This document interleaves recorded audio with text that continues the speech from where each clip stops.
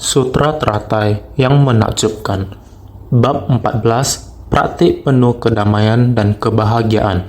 Sinfasyang Sutra Teratai episode 1451.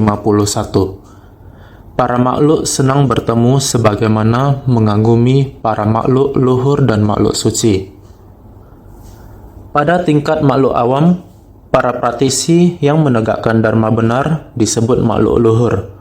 Sedangkan mereka yang telah menghapus delusi, merealisasikan kebenaran, memahami, dan menghayati prinsip kebenaran disebut makhluk suci. Buddha membuka dan menunjukkan kepada para makhluk agar mereka memahami dan memasuki jalan dari pengetahuan dan pandangan Buddha. Hendaknya setulus hati membangkitkan ikrar agung.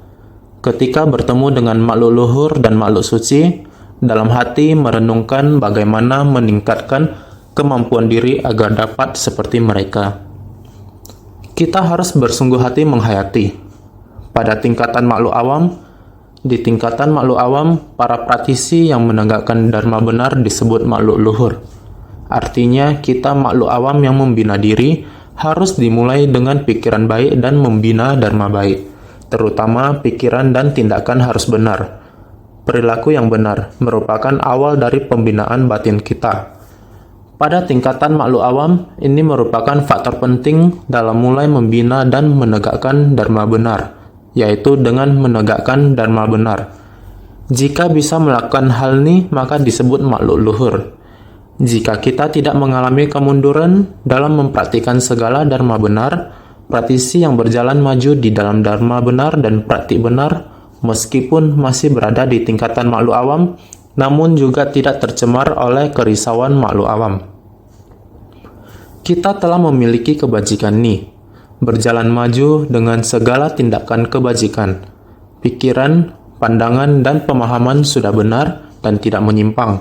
Ini disebut dengan makhluk luhur. Jika mereka yang telah menghapus delusi, merealisasikan kebenaran, memahami dan menghayati prinsip kebenaran, ini disebut sebagai makhluk suci. Ini adalah makhluk suci. Mereka bukan makhluk suci yang melakukan hal baik.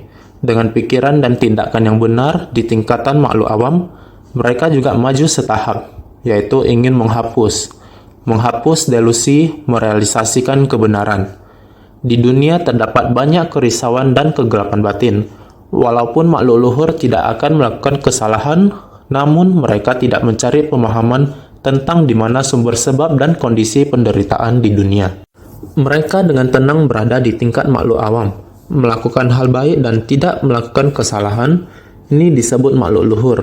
Tetapi jika kita ingin mencapai tingkatan makhluk suci, kita harus memahami secara menyeluruh mengapa adanya penderitaan di dunia, di mana letak sumber penderitaan yang sedemikian banyak, di mana letak sumber dari prinsip kebenaran. Dia mengevaluasi dengan bersungguh hati, telah memahami bahwa sumber kehidupan adalah tidak bisa memutuskan sendiri. Benih sebab yang telah diciptakan di masa lalu, kondisi pendukung yang telah diciptakan, menciptakan benih sebab dan kondisi pendukung. Jadi menyebabkan terbawanya buah karma atau pala dan balasan karma vipaka di dunia ini. Telah memahaminya karena sudah memahaminya, jadi harus mewaspadai diri sendiri. Kehidupan sekarang, dunia sekarang ini karena telah datang dengan wujud tubuh ini, yaitu lahir, tua, sakit, dan meninggal. Apa yang telah dilakukan di kehidupan ini, kita yang paling jelas. Namun kejelasan diri sendiri ini, tindakan diri sendiri di kehidupan ini, namun belum memberikan kontribusi besar bagi dunia ini. Kegelapan batin di masa lalu, kerisauan masih sedang diakumulasi. Jadi bersedia sepenuh hati untuk melatih diri. Waspadai masa lalu. Dengan bersungguh hati di masa mendatang, jadi sepenuh hati dalam melatih diri, yaitu melepaskan segalanya. Harus memahami, memutuskan kerisauan, memupuk agar kehidupan mendatang dapat dengan jelas. Jangan dengan kebingungan mengikuti kekuatan karma dan terseret pergi, berharap agar di kehidupan mendatang ataupun lebih bagus, tidak ada kehidupan mendatang. Kehidupan mendatang bisa lebih jelas, lebih bagus, tidak ada kehidupan mendatang. Oleh karena itu, harus memutuskan delusi, memutuskan kegelapan batin, memutuskan kerisauan, kegelapan batin dan kerisauan diputuskan. Bahkan delusi, pikiran delusi yang sangat halus juga harus dihapuskan. Ini adalah para praktisi, bukan hanya batin sendiri yang dijaga dengan baik. Tidak melakukan kesalahan, dia juga harus menghayatinya. Memahami sumber kebenaran sejati, dari mana datangnya sumber penderitaan itu. Prinsip kebenaran apa yang harus digunakan untuk mencegah dan memecahkannya. Oleh karena itu, mereka mengerti mencari ke atas untuk kebenaran sejati Buddha, mempraktikkan pembinaan diri sendiri yang murni. Ini berarti telah perlahan-lahan memasuki makhluk suci. Telah memasuki tingkatan makhluk suci, meninggalkan tingkatan makhluk awam. Untuk dapat memasuki tingkatan makhluk suci, bukan hanya harus memecahkan kerisauan ini. Lebih maju satu langkah lagi dengan membangkitkan tekad agung. Harus mau untuk membangun ikrar agung, mempraktikkan jalan bodhisattva. Tetapi ini baru praktisi pemula. Di dalam praktisi pemula membangkitkan tekad agung, meskipun telah tahu mengenai segala dharma duniawi, yaitu sebab penderitaan, buah penderitaan. Menciptakan sebab penderitaan akan mendapatkan buah penderitaan. Setelah memahaminya, maka harus memutuskannya. Bukan ingin memberi kebaikan bagi diri sendiri. Saya masih ingin secara bersamaan memberi manfaat bagi orang lain. Karena saya telah menerima Sang Buddha membuka dan menunjukkan. Karena Sang Buddha datang ke dunia, membuka dan menunjukkan. Satu tujuan utama ini datang ke dunia untuk membuka dan menunjukkan. Orang dengan kapasitas yang lebih tajam, dia telah menghayati, sehingga dia mau agar mereka memahami dan memasuki jalan dari pengetahuan dan pandangan Buddha. Orang dengan kapasitas yang lebih baik, Buddha mulai mau membabarkan Dharma. Di dalam Dharma Agung, yaitu sedang memberi manfaat bagi para makhluk. Bahkan jika itu mengenai konsep hukum sebab akibat yang telah Sang Buddha babarkan, bagaimana mengorbankan diri sendiri untuk membantu pencapaian orang lain. Sebab dan akibat demikian juga mengandung makna mengecilkan urusan diri sendiri dan memberatkan urusan orang lain, yaitu membuat permasalahan diri sendiri harus diperkecil dan dikesampingkan, membuat hal yang bermanfaat bagi orang lain diperbesar, sehingga bersedia mengorbankan diri sendiri untuk memberi manfaat bagi orang lain. Ada perumpamaan sebab dan akibat demikian. Orang dengan kapasitas tajam telah menerimanya, juga tahu bahwa saya masih harus memberi manfaat pada orang lain. Namun, ada yang berada di tingkatan Sravaka, Pratyeka Buddha, ketika mendengar prinsip kebenaran, paham, kemudian takut. Ketika saya terlahir kembali, jika tidak berhati-hati atau mengikuti siklus hukum sebab akibat, maka siklus saya tidak akan terputus. Sehingga saya tidak mau berinteraksi dengan orang lagi. Saya fokus untuk melatih pelatihan diri sendiri saja. Hanya memberi kebaikan untuk diri sendiri. Inilah yang dipikirkan oleh para praktisi kendaraan kecil. Walaupun telah memutuskan delusi, telah menghayati ajaran Buddha, tahu bagaimana menggunakan Dharma untuk mencegah kesalahan, memahami asal mula penderitaan, seperti inilah dalam memutuskan delusi. Namun dia masih belum benar-benar memahami dan menghayati prinsip kebenaran sejati. Pada tahapan tersebut, haruslah membangkitkan batin bodhisattva, baru bisa memahami dan menghayati harapan mendasar Buddha. Dharma menakjubkan ini. Semua orang dapat menjadi Buddha, namun dia masih belum dapat memahami Dharma menakjubkan ini. Jika kapasitasnya selangkah lebih tinggi lagi, maka dia akan bersedia memahami kebenaran sejati, memahami pemikiran dari Buddha. Mereka juga membangkitkan tekad untuk mempraktikkan jalan bodhisattva. Oleh karena itu, kita harus melatih 4 Dharma. Semua orang masih ingat, tubuh, ucapan, pikiran, dan ikrar. Telah mulai bersedia karena kita telah bersentuhan dengan jalan Sang Buddha perihal membuka dan menunjukkan bahwa semua makhluk hidup pada dasarnya memiliki sifat hakiki kebuddhaan. Oleh karena itu, semua orang telah memahami dan memasuki jalan dari pengetahuan dan pandangan Buddha. Pengetahuan Buddha, pandangan Buddha, dan semua jalan yang dijelaskan oleh Buddha, kita telah memahaminya dengan sangat jelas. Oleh karena itu, kita hendaknya setulus hati membangkitkan ikrar agung. Bukan hanya tubuh, ucapan, dan pikiran akan jalan kebenaran, tetapi kita juga harus membangkitkan ikrar agung, sehingga kita melakukan pelatihan diri di tempat ini. Setelah kita menjadi makhluk yang berbudi luhur, kita harus maju dan berkembang menjadi makhluk suci.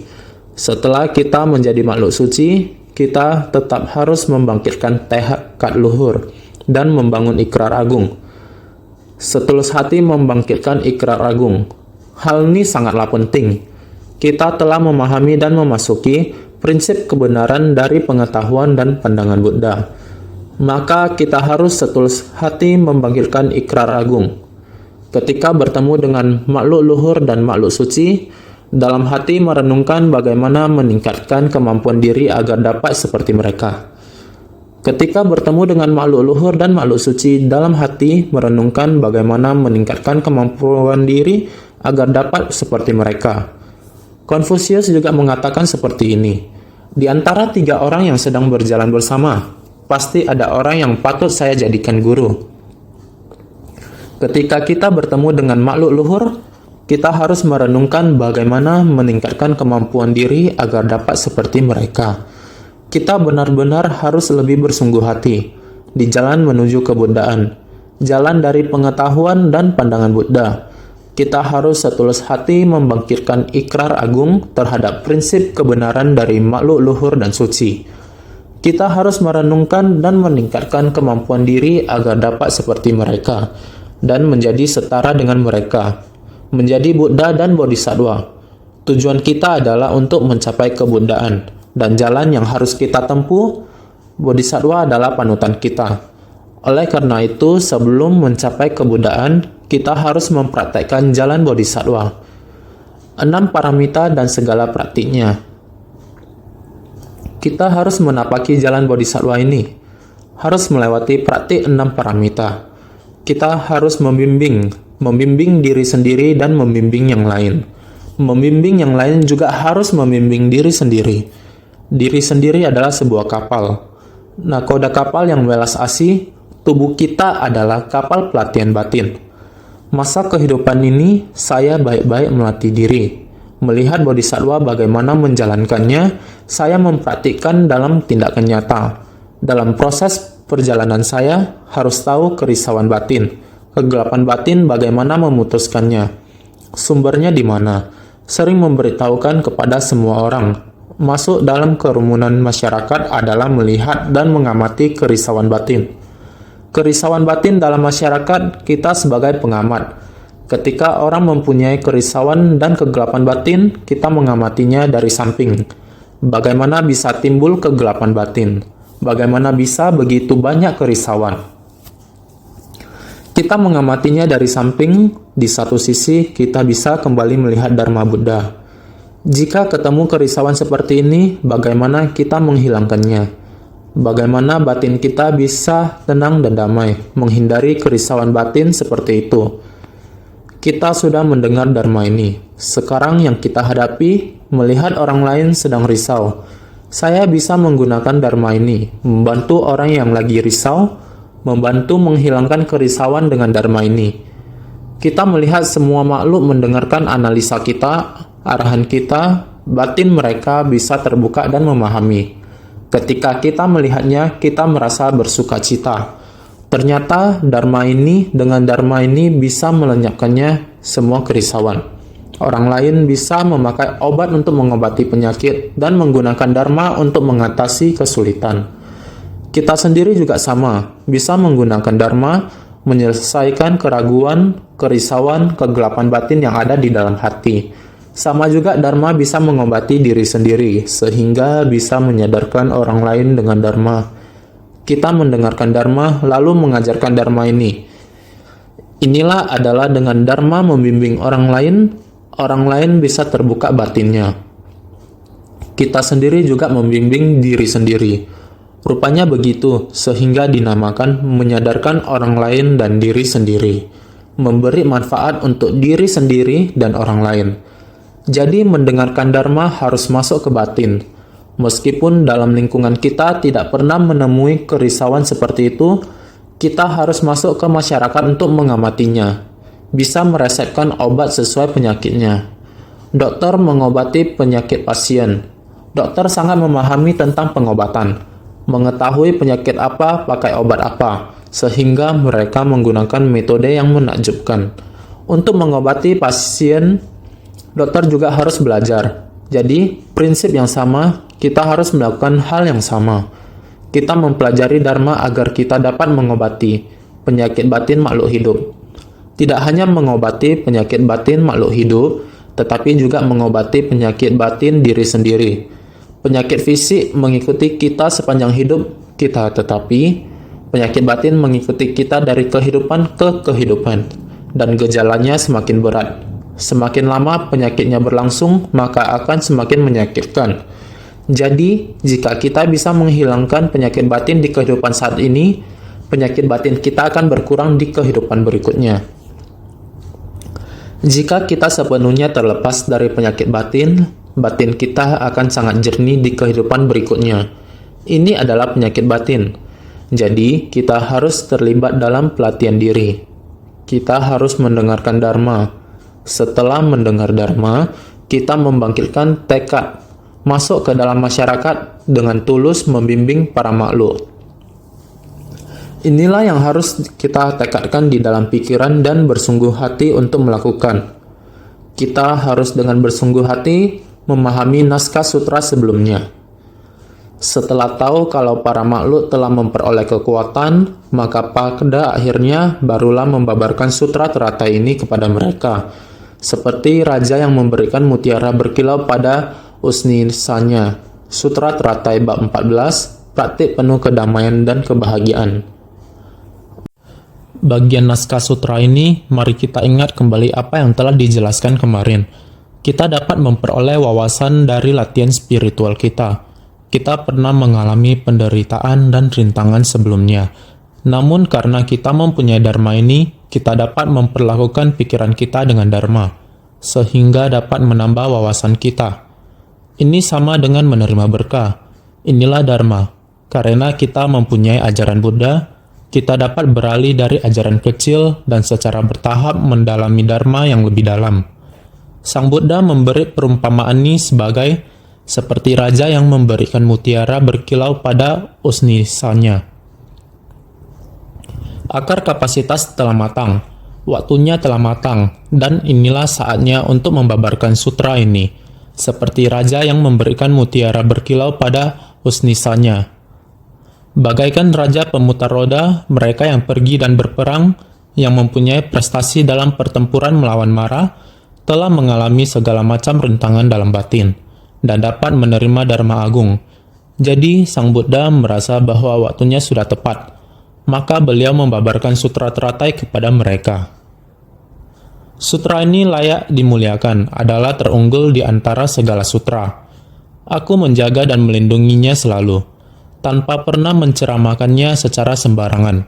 Sekarang waktunya sudah tepat untuk membabarkannya kepada engkau sekalian. Sutra Teratai bab 14, praktik penuh kedamaian dan kebahagiaan. Sutra ini layak dimuliakan adalah terunggul di antara segala sutra. Di antara sutra-sutra, sutra ini adalah paling dimuliakan dan berharga. Di antara sutra-sutra yang paling diagungkan, demikian yang Sang Buddha katakan, aku menjaga dan melindunginya selalu, tanpa pernah menceramahkannya secara sembarangan. Aku menjaga dan melindunginya selalu. Aku tidak sembarangan membabarkan, jika benih sebab dan kondisi pendukung, serta akar kapasitas belum matang, tidak akan demikian dibabarkan. Karena para makhluk masih belum mampu menerima. Jadi terus menjaga dan melindunginya Dharma ini. Tidak mudah untuk dibabarkan. Jadi sekarang waktunya sudah tepat. Sekarang waktunya sudah tepat, akar kapasitas juga sudah matang, membabarkannya kepada engkau sekalian.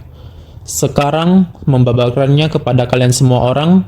Pada saat ini, Sang Buddha mengatakan lagi, sesudah aku pariniwana nanti, bagi orang-orang yang mencari jalan kebuddhaan, ingin memperoleh ketenangan dan ketentraman dalam membabarkan sutra ini, hendaknya mendekatkan diri pada 4 dharma ini.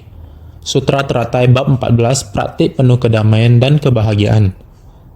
Bila aku pariniwana nanti, ada orang-orang yang mencari jalan kebuddhaan, ingin memperoleh ketenangan dan ketentraman dalam membabarkan sutra ini. Sebelumnya kita sudah mendengarnya. Di dunia ini, hati manusia makin hari makin rumit. Dunia menjadi semakin buruk dan keruh. Orang bukan hanya tidak menerima prinsip kebenaran, malah melawan prinsip kebenaran melakukan kesalahan. Karena melawan kebenaran, maka banyak sekali terjadi fitnahan. Bukan saja tidak meyakini, malah memfitnah. Harus bagaimanakah ini? Bila kita bertekad hendak menjaga sutra ini, menegakkan sutra ini, kita ingin memperoleh ketenangan dan ketentraman. Ingatlah kepada Bodhisattva Manjusri. Mewakili kita bertanya akan metode memperoleh ketenangan dan ketentraman. Sang Buddha pun sudah banyak membabarkan kepada kita. Kemaha welas asihan sebagai kediaman, kelembutan dan kesabaran sebagai jubah, dan lain sebagainya. Semua ini kita sudah mengetahuinya. Kita harus mempraktikannya. Kita hendaknya mendekatkan diri pada 4 dharma ini. Begitulah kiranya arti dari mendekatkan diri. Dalam kehidupan sehari-hari kita, mendekatkan diri melebihi tindakan nyata kita. Begini dinamakan mendekatkan diri. Tidak hanya mendekatkan diri pada orang di luar kita saja, kita juga harusnya mendekatkan diri pada Dharma. Dharma setiap waktu ada di dalam batin kita, bergerak bersama kita. Ini dinamakan mendekatkan diri. Bagaimana bisa bergerak bersama? Tubuh, ucapan, dan pikiran setiap detik tidak pernah meninggalkan tubuh dan pikiran. Ini adalah yang paling dekat. Jadi harus menggunakan Dharma. Menggunakan Dharma pada tubuh kita. Menggunakan Dharma pada ucapan kita. Menggunakan Dharma pada pikiran kita. Jadi, tubuh, ucapan, dan pikiran paling mendekatkan diri pada Dharma. Kita harus memiliki bertekad dan berikrar. Inilah dinamakan 4 Dharma. Kita harus terapkan dalam kehidupan kita sehari-hari. Kemaha welas asihan sebagai kediaman, kelembutan dan kesabaran sebagai jubah, kekosongan dari segala fenomena Dharma sebagai tahta. 3 prinsip penyebaran Dharma dan 4 praktik. Semua harus mengingatnya lagi ya. Dengan begini kita dapat mempraktikkan dengan tenang dan tentram. Orang-orang yang membaca sutra ini akan senantiasa bebas dari kekhawatiran dan kekesalan, juga bebas dari derita penyakit. Mereka memiliki raut wajah yang putih cemerlang, tidak akan terlahir dalam kondisi miskin, hina, atau buruk. Sutra Teratai Bab 14, praktik penuh kedamaian dan kebahagiaan. Inilah deskripsi tentang orang yang membaca sutra. Adalah orang-orang yang menegakkan, melafalkan, membaca, membabarkan sutra, dan lain-lain. Ini semua merujuk pada orang-orang yang memahami sutra ini. Kita hendaknya bersungguh hati memahami ini, sehingga akan senantiasa bebas dari kekhawatiran dan kekesalan. Kita sudah membaca berbagai macam sutra, dan juga telah mendengar berbagai macam sutra. Kita juga sedang mempraktikkan sutra ini. Sutra adalah jalan dan jalan harus ditapaki. Kita sudah membuka jalan ini. Kita sudah membentangkan jalan ini. Oleh karena itu, kita sudah bebas dari kekhawatiran dan kekesalan. Dan kita menapaki jalan ini juga bebas dari derita penyakit. Batin kita sudah tidak ada lagi penyakit. Lagi pula banyak orang yang mendekati kita saat berbicara tentang tubuh dan batin, tidak hanya membicarakan tentang orang ini sangat cantik, tetapi mereka akan berkata, orang ini memiliki jalinan jodoh yang baik. Tidak peduli wajahmu seperti apa, selama kita memiliki jalinan jodoh baik dengan semua orang dan menapaki jalan sesuai dengan Dharma, dengan sendirinya orang-orang akan menghormati dan menyukai kita. Tidak peduli wajahmu seperti apa, orang yang melihat tidak akan membenci kita, dan mereka akan menghormati dan menyukai kita. Wajah dan penampilan fisik ini mendeskripsikan keagungan penampilan ini. Selanjutnya naskah sutra yaitu para makhluk senang bertemu dengan mereka. Walaupun wajahnya hitam dan buruk, apabila orang ini memiliki jalinan jodoh baik dan bersumbangsi, maka semua orang yang melihat akan senang mendekatinya. Oleh karena itu, Naskah sutra berikutnya mengatakan, para makhluk senang bertemu dengan mereka, sebagaimana mengagumi para makhluk luhur dan makhluk suci. Semua putra dewa akan menjadi hamba mereka. Pisau dan tongkat tidak akan melukai mereka, racun tidak dapat mencelakai mereka. Sekiranya ada orang yang ingin mencaci maki, mulutnya akan segera terbungkam. Sutra Teratai bab 14, praktik penuh kedamaian dan kebahagiaan. Para makhluk senang bertemu dengan mereka, sebagaimana mengagumi para makhluk luhur dan makhluk suci. Semua makhluk berkeinginan untuk bertemu orang luhur dan orang baji, membangkitkan rasa hormat dan kagum dalam hati, berpikir untuk belajar pada kebajikan mereka, memuja seakan bertemu dengan makhluk luhur dan makhluk suci. Ini artinya mengubah rintangan kerisauan dan melenyapkan segala benih dari tabiat buruk, sehingga dapat memutuskan buah dari balasan karma berat dalam kehidupan selanjutnya. Jika para makhluk tidak menciptakan benih karma buruk, maka buah karma buruk tidak akan muncul. Ini menjelaskan tentang mengubah rintangan dari keserakahan. Sekarang telah menyingkirkan rintangan dari nafsu keserakahan, maka semua orang senang bertemu dengan mereka. Semua orang menghormati mereka sebagaimana mengagumi para makhluk luhur dan makhluk suci. Yang semua makhluk ingin dekati dan lihat adalah orang yang berbudi luhur. Orang yang bijaksana dan berbudi luhur. Jika kita orang jahat, saat orang lain melihat kita, mereka akan berkata, kita harus segera menghindarinya. Tapi ketika mereka melihat orang baik, orang berbudi luhur, mereka akan beriman dan mendekatkan kebahagiaan. Dari dalam batin, mereka menimbulkan kekaguman. Ketika orang bersedia memberi dan bersedia melayani orang, dan ketika mereka hanya memikirkan kebaikan dan tidak memikirkan kejahatan, semua orang akan menghormati mereka, dan tentu saja akan menimbulkan kekaguman terhadap mereka. Dan tentu saja berpikir untuk belajar pada kebajikan mereka. Mereka akan tahu untuk belajar dari mereka. Karena ini orang baik dan melakukan hal-hal baji dan dihormati oleh semua orang. Saya ingin belajar dari orang ini dan memupuk dengan orang yang memiliki pengasuhan diri. Kita di antara 3 orang yang sedang berjalan bersama, pasti ada orang yang patut saya jadikan guru. Saya akan mengikuti yang baik dan memperbaiki yang buruk. Kita harus mengikuti orang-orang berbudi luhur ini dan menghormati mereka. Memuja seakan bertemu dengan makhluk luhur dan makhluk suci. Ketika kita melihat makhluk luhur dan makhluk suci, kita harus menghormati dan mendekati mereka. Ini adalah mengubah rintangan kerisauan dan melenyapkan segala benih dari tabiat buruk. Apabila kita hendak melenyapkan kerisauan, maka kita perlu mendekatkan diri pada mitra baji. Jangan bergabung bersama dengan orang jahat tersebut. Masih ingat naskah sutra sebelumnya, bagaimana caranya kita menghindarinya? Kita perlu untuk banyak menghindari orang-orang tersebut, tidak peduli apakah mereka orang kuat atau kasar, atau menjalankan usaha bisnis yang bagaimanapun, mempertahankan industri bisnis apapun, kita perlu sangat berhati-hati. Kita semuanya tentu harus ingat, terutama mengikuti kebiasaan tidak baik orang lain.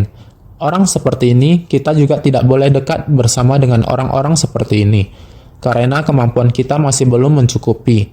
Karena sifat batin kita masih bimbang, sangat mudah baginya untuk menarik kita ke sana. Jadi kemampuan membina diri ke dalam kita masih belum mencukupi. Kebajikan mempraktikkan keluar juga belum mencukupi. Kita belum mampu untuk mempengaruhi orang lain. Kita sangatlah mudah dipengaruhi oleh orang lain. Jadi supaya bisa melenyapkan segala benih dari tabiat buruk, kita perlu untuk menghindari orang-orang tersebut. Jadi kita hendaknya memutuskan buah dari balasan karma berat dalam kehidupan selanjutnya. Karena kalau kita tidak mendekatkan tabiat buruk ini dan tidak membiarkan tabiat buruk ini mempengaruhi kita, maka kita dengan sendirinya akan bisa memutuskan karma berat ini, yaitu kerisauan. Karena hanya dengan menanam benih barulah ada buah. Kalau kita mendapat pengaruh buruk dari orang lain, maka tumbuh kegelapan batin. Dengan kegelapan batin, kita akan menciptakan kejahatan. Ketika kita menciptakan kejahatan, akan ada balasan karma. Karena kita tidak ingin ada balasan karma, kita jangan menciptakan kejahatan. Untuk menghindari kejahatan, kita mesti jauh dari teman yang jahat. Jadi kita mesti menghindari sebab dari tabiat buruk. Untuk menghindari sebab dari tabiat buruk, kita mesti menghindari teman yang jahat. Ini adalah suatu siklus. kita mesti bersungguh hati menjauh dari rintangan ini. Jadi, ketika para makhluk tidak menciptakan benih karma buruk, maka buah karma buruk tidak akan muncul. Kalau kita tidak menciptakan benih karma buruk, maka buah karma buruk tidak akan muncul. Ini menjelaskan tentang mengubah rintangan dari keserakahan. Kita semua memiliki keserakahan. Kita memiliki keserakahan dan nafsu keinginan. Serakah akan berbagai hal, seperti serakah akan kenikmatan dan lain sebagainya. Dengan sendirinya tabiat buruk mudah menyeret kita. Ketika kita terseret, kita menjadi bagian darinya dan melakukan hal yang sama. Tidak boleh, jadi kita mesti mengubah diri sendiri. Untuk menghindari rintangan kerisauan, kita mesti menjauhi diri sendiri dari pengaruh jahat. Jangan menciptakan benih karma buruk, agar tidak ada balasan karma buruk. Dengan ini, tidak ada lagi rintangan di masa depan. Oleh karena itu, kita harus mengatasi hambatan keserakahan, sehingga kita harus setiap saat mengamati diri sendiri. Jangan lengah dengan keserakahan, nafsu akan makanan, keserakahan, dan begitu banyak nafsu keinginan lainnya. Kita tidak boleh serakah. Kita harus dengan serius, tidak menikmati keserakahan dalam kebahagiaan. Hal-hal seperti ini tidak boleh, sehingga kita harus serius bertekad. Dengan demikian, sekarang setelah menyingkirkan rintangan dari nafsu keserakahan, maka semua orang senang bertemu dengan mereka. Benda yang tidak kita serakahi, kita tidak serakah akan kemurahan hati orang lain, dan kita selalu bersumbangsi tanpa keserakahan. Kita bersumbangsi tanpa pamrih, membantu orang lain, kita mengharapkan imbalan apapun dari orang lain. Dengan sendirinya orang lain akan menghormati kita. Dengan sendirinya orang lain akan suka untuk dekat dengan kita. Inilah yang dikatakan semua orang senang bertemu dengan mereka. Saya dan kamu bersama-sama. Saya tidak ada kerugian apapun. Bersama dengan kamu hanya ada keuntungan dan tidak ada kerugian apapun. Sehingga orang-orang pun akan bahagia. Oleh karena itu, semua orang menghormati mereka, sebagaimana mengagumi para makhluk luhur dan makhluk suci. Begitulah ketika kita ingin orang lain menghargai dan menghormati kita. Kita harus melakukannya terlebih dahulu. Dengan demikian, semua putra dewa akan menjadi hamba mereka. Para putra dewa yang polos dan murni datang untuk melayani mereka. Ini menjelaskan kalau mereka telah mengubah rintangan dari keserakahan dan kemelekatan untuk menjadi kaya dan berlimpah. Orang-orang yang sangat murni suka didekati oleh banyak orang tanpa membedakan usia, muda atau kecil. Prinsip kebenaran bukan hanya untuk didengar oleh orang-orang tua, bahkan anak-anak yang masih sangat kecil juga sangat dapat menerimanya. Anak-anak kecil pun suka mendekatinya. Lihatlah, kita ada sekelompok relawan cilik Cingse. Bukankah sangat polos, sangat murni?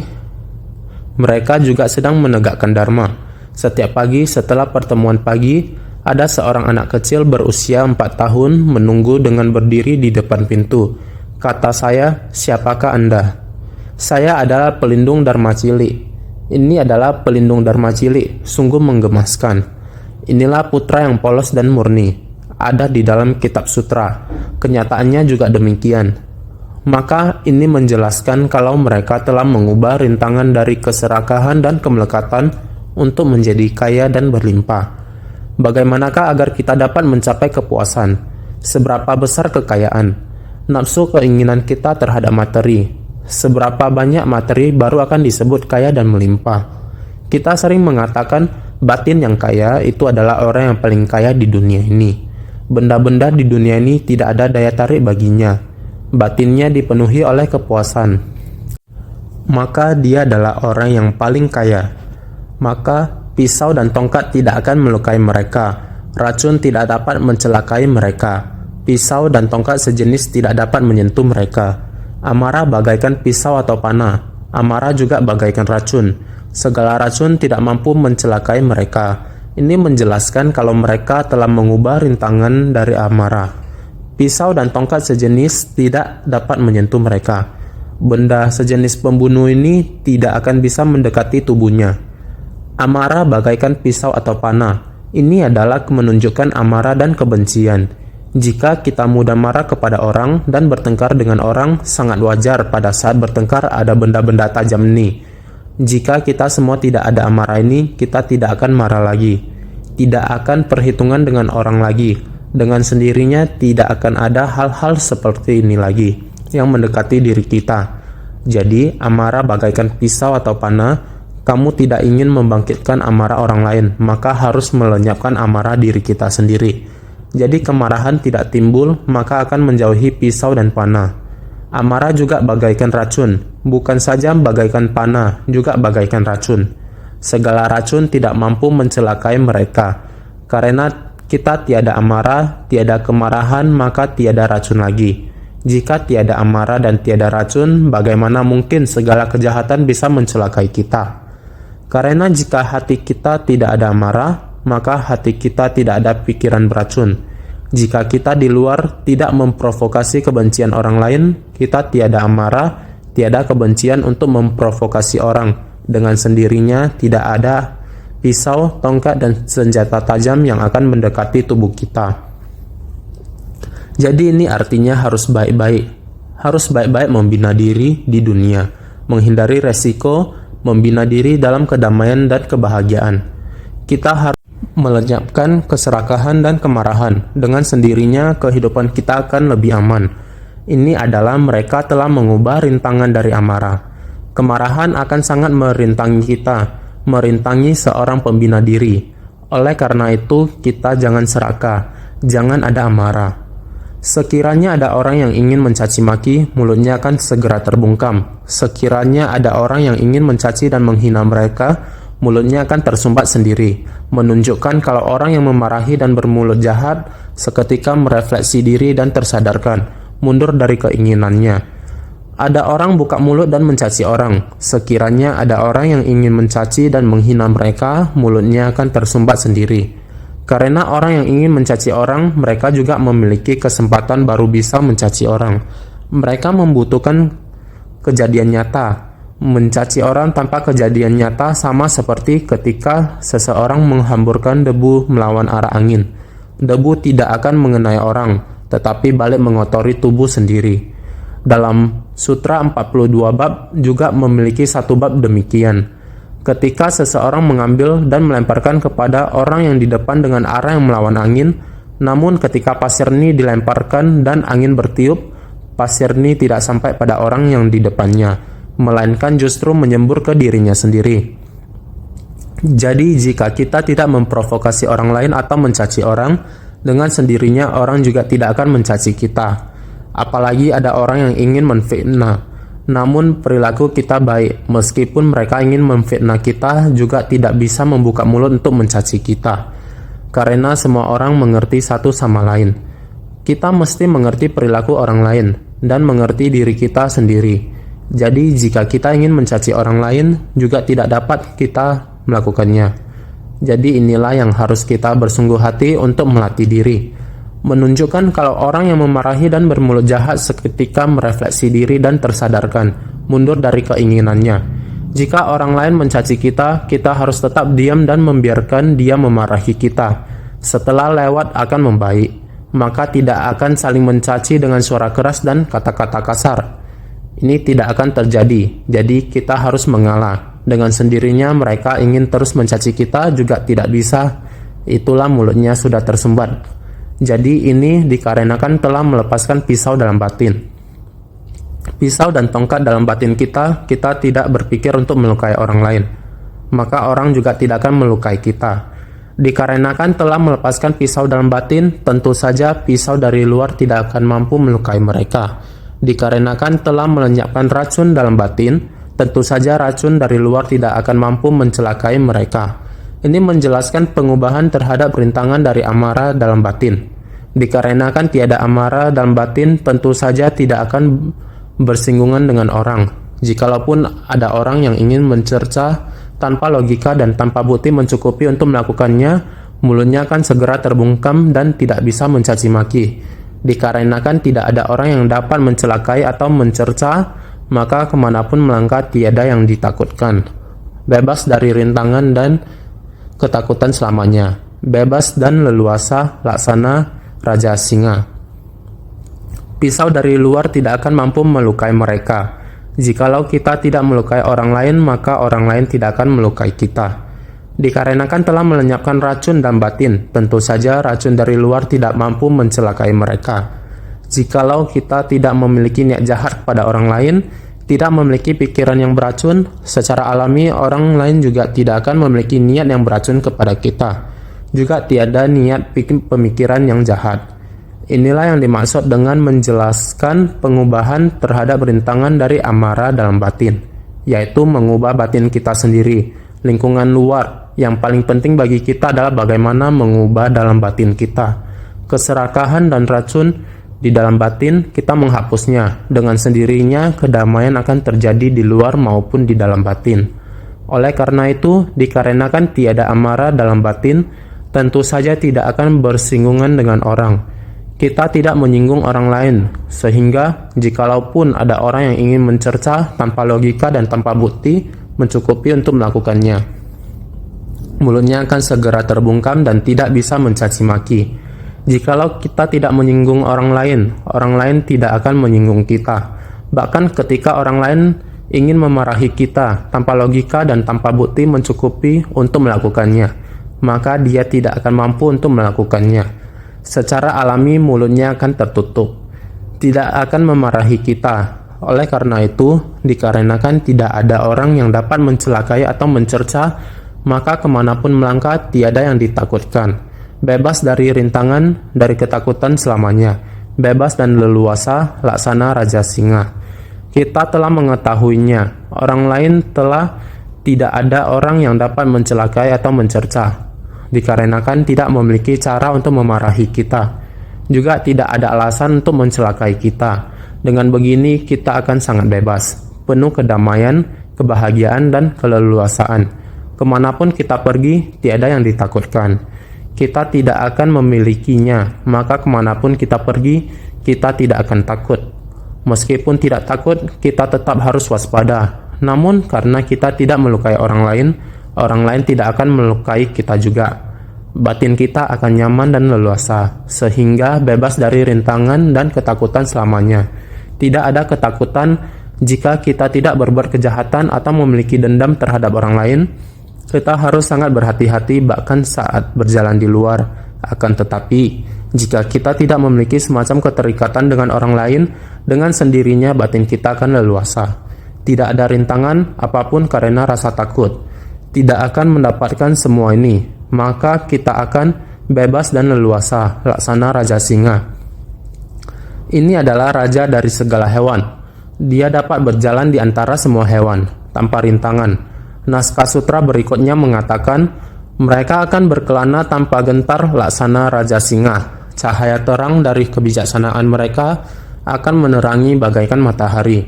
Sutra Teratai bab 14, praktik penuh kedamaian dan kebahagiaan. Seperti Raja Singa yang berkelana tanpa gentar, berkelana untuk membimbing dan menuntun dunia ini. Tiada rasa takut akan akibatnya, layaknya raja hutan yang perkasa dan gagah berani. Bahkan saat berjalan perlahan juga masih sangat perkasa. Mereka akan berkelana tanpa gentar laksana Raja Singa.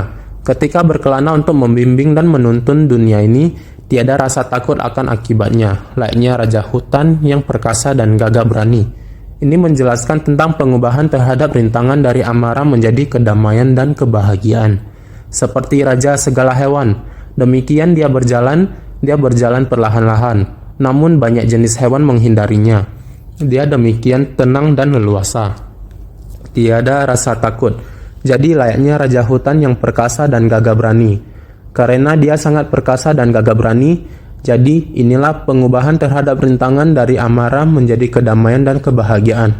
Jika kita dapat melenyapkan rintangan dari amarah, wah, batin dan tubuh kita akan menjadi sangat tentram, sangat leluasa, dan sangat bahagia. Cahaya terang dari kebijaksanaan mereka akan menerangi bagaikan matahari. Kebijaksanaan mereka jernih, cahayanya menerangi secara merata, bagaikan matahari di atas langit, sepenuhnya tanpa bayangan di samping. Ini menjelaskan tentang pengubahan terhadap rintangan dari kebodohan menjadi kebijaksanaan. Inilah pengubahan terhadap rintangan dari kebodohan menjadi kebijaksanaan. Hal ini seperti kebijaksanaan, ibarat di waktu siang hari, matahari berada di atas langit. Demikianlah menerangi secara merata segala sesuatu tanpa bayangan. Matahari tidak lebih mengarah ke timur, juga tidak mengarah ke barat. Juga lebih mengarah ke timur, maka ada bayangan di sisi barat. Jika lebih mengarah ke barat, maka ada bayangan di sisi timur.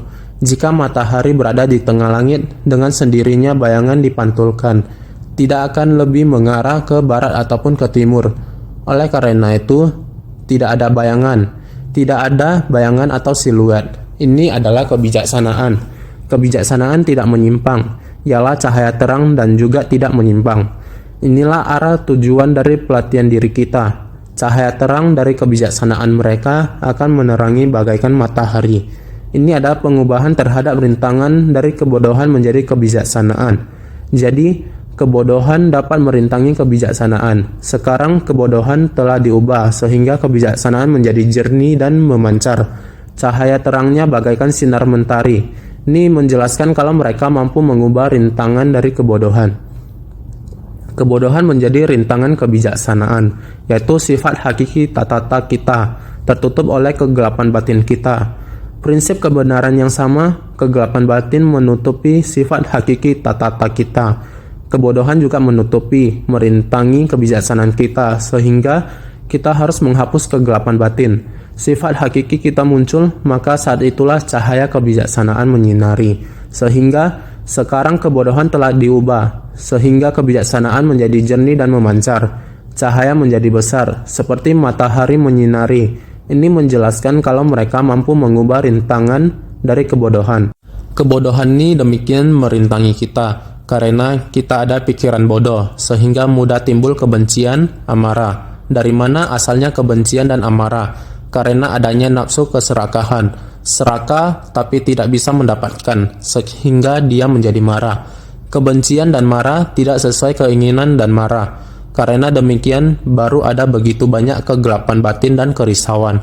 Semua karena kebodohan. Kebodohan menyebabkan keserakahan. Karena adanya serakah sehingga muncul kebencian. Sehingga ketiga ini bersatu menjadi sangat beracun, seperti panah, seperti pisau yang bisa melukai orang. Bukan hanya melukai orang lain, juga melukai diri sendiri. Sehingga kita sendiri harus baik-baik bersungguh hati, melenyapkan keserakahan, kebencian, dan kebodohan. Tentu saja masih ada keangkuhan, keraguan, sehingga kita harus senantiasa lebih bersungguh hati.